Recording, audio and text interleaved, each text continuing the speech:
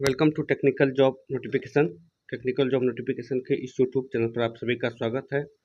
आज हम लोग आरआरबी रेलवे रिक्रूटमेंट बोर्ड में जो रिक्रूटमेंट निकला हुआ है सेक्शन कंट्रोलर के पोस्ट पर, उससे रिलेटेड कंप्लीट डिस्कशन यहाँ पर करने वाले हैं।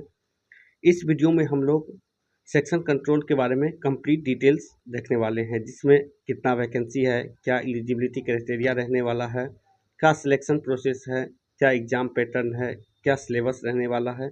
इन सब डाउट के बारे में कम्प्लीटली यहाँ पर डिस्कस करेंगे। तो इस वीडियो को कम्प्लीटली आप ज़रूर वॉच करें। बढ़ते हैं हम लोग अपने अपडेट्स की तरफ।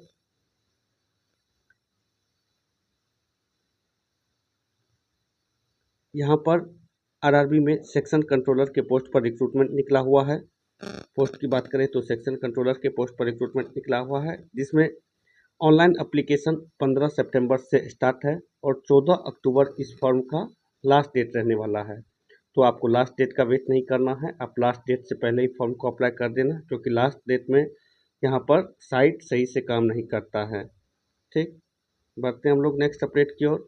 तो यहाँ पर सेक्शन कंट्रोलर के पोस्ट पर रिक्रूटमेंट निकला हुआ है, जिसमें एज की बात करें तो 20 ईयर्स से 33 ईयर्स एज लिमिट रखा गया है। Minimum 20 years and maximum 33 years यहाँ पर एज लिमिट रखा गया है।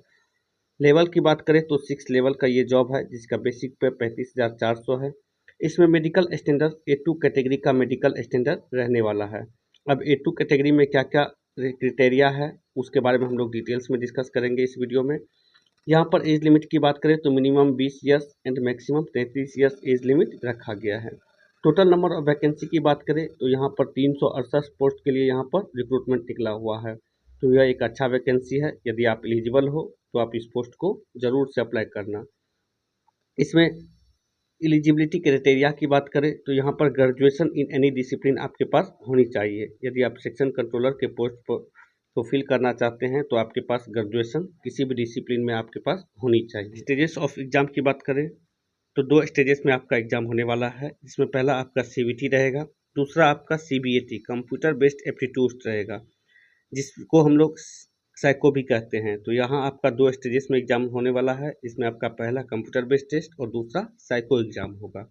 शॉर्ट लिस्टिंग की बात करें तो यहाँ पर पहला जो CBT1 क्वालिफाई करेगा उसके मार्क के अकॉर्डिंग यहाँ पर 8 टाइम्स कैंडिडेट को बुलाया जाएगा और साइको एग्जामिनेशन के लिए।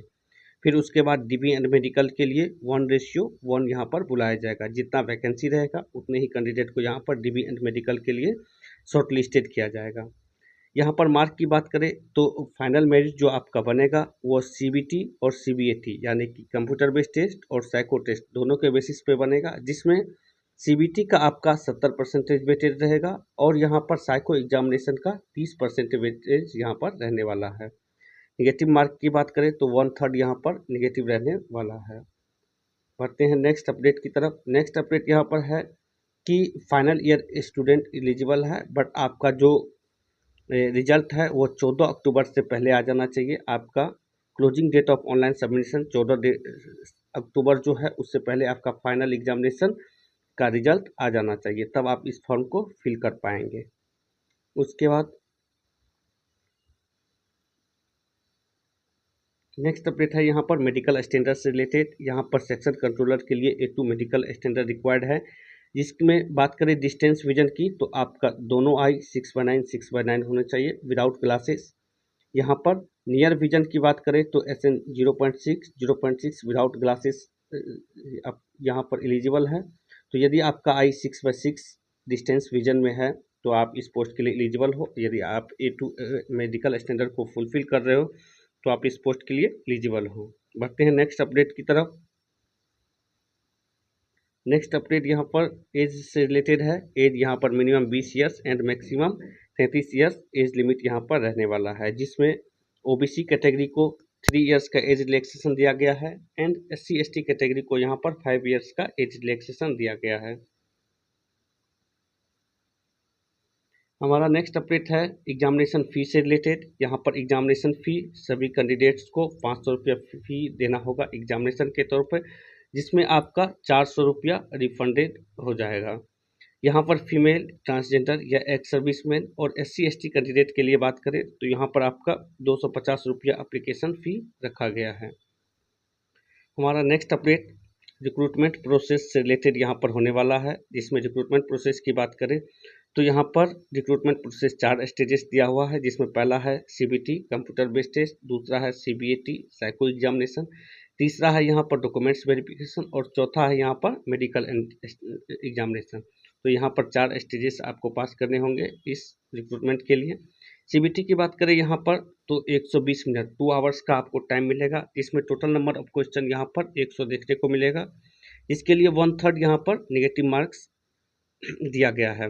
नॉर्मलाइजेशन की बात करें तो यहाँ पर बहुत सारे शिफ्ट में एग्जाम होने वाला है, तो जिसके लिए आपको यहाँ पर नॉर्मलाइजेशन मार्क देखने को मिलेगा।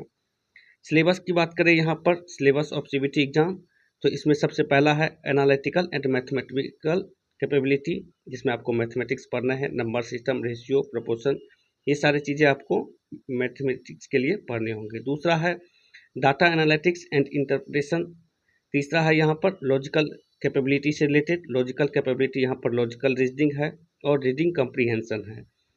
उसके बाद यहाँ पर मेंटल रीजनिंग है, तो यहाँ पर मेंटल रीजनिंग है, पहला यहाँ पर था लॉजिकल रीजनिंग में लॉजिकल रीजनिंग है यहाँ पर, उसके बाद है रीडिंग कम्प्रीहेंशन और तीसरा यहाँ पर मेंटल रीजनिंग से रिलेटेड यहाँ पर है। सेक्शन वाइज डिस्ट्रीब्यूशन की बात करें यहाँ पर तो 120 मिनट का टाइम मिलेगा, टोटल 2 आवर्स का, जिसमें आपको 100 क्वेश्चन देखने को टोटल मिलेगा, जिसमें 60 क्वेश्चन आपको मैथमेटिक्स से रहेगा, 20 क्वेश्चन आपको लॉजिकल कैपेबिलिटी से रहेगा और 20 क्वेश्चन आपको मेंटल रीजनिंग से रहेगा। तो यहाँ पर रीजनिंग को 2 पार्ट में डिवाइड किया गया है, 20 क्वेश्चन जिसमें आपको लॉजिकल कैपेबिलिटी से देखने को मिलेगा और 20 यहाँ पर मेंटल रीजनिंग से देखने को मिलेगा। बढ़ते हैं नेक्स्ट अपडेट की ओर। नेक्स्ट अपडेट यहाँ पर CB computer based test aptitude test है, जिसको हम लोग साइको एग्जामिनेशन कहते हैं। तो यहाँ पर 8 टाइम्स कैंडिडेट को बुलाया जाएगा फॉर साइको एग्जामिनेशन। जब आप साइको एग्जामिनेशन देने जाओगे तो यहाँ पर आपको विजन सर्टिफिकेट प्रिस्क्राइब्ड फॉर्मेट में कंपलसरी है, यहाँ आपको लेकर के जाना पड़ेगा।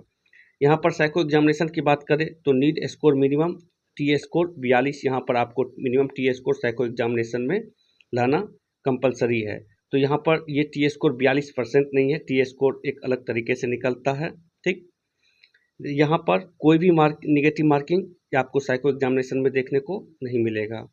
जो स्टूडेंट यहाँ पर साइको एग्जाम क्वालिफाइंग करेंगे उसी का यहाँ पर फाइनल मेरिट में नाम आएगा, जिसमें अगर वेटेज की बात करें तो 70% आपका जो मार्क रहेगा वो CBT का मार्क रहेगा और 30% यहाँ पर साइको एग्जामिनेशन का मार्क यहाँ पर कैलकुलेट होने वाला है। यहाँ पर आप फॉर डिटेल्स यहाँ पर आप देख सकते हो, RDSO के वेबसाइट पर जाकर के साइको एग्जामिनेशन का सिलेबस यहाँ पर आप देख सकते हो। यहाँ पर नेक्स्ट अपडेट है the merit will be drawn only for candidates qualified in CBT। जो स्टूडेंट यहाँ पर साइको क्वालिफाई करेगा उसी स्टूडेंट का यहाँ पर फाइनल मेरिट लिस्ट बनेगा।